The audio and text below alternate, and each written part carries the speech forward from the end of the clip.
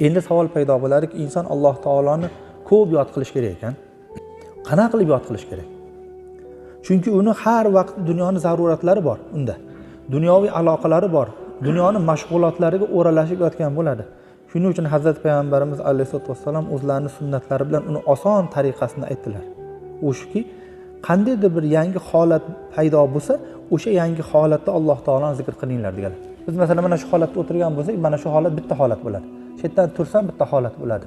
Masjiddan chiqsa bitta holat. Insonning hayoti shu harakatlardan, u holatdan bu holatga ko'chishdan iborat. Alloh taoloni ko'p zikr qilishlik uchun eng oson yo'lni rostla o'rgatyaptilar. Har bittasiga alohadadan duo aytsalar, osongina shu zikr bardavom turaverar. Masalan, mana shu zikrni qilasansa, esan chiqib qoladi-da.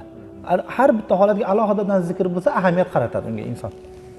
Demak, har yangi holatingiz Alloh taoloni zikr qiladigan bo'lsangiz, bora-bora Alloh taoloning yodi dilingizga yopishib ketadi, dilingizga o'rnashib ketadi.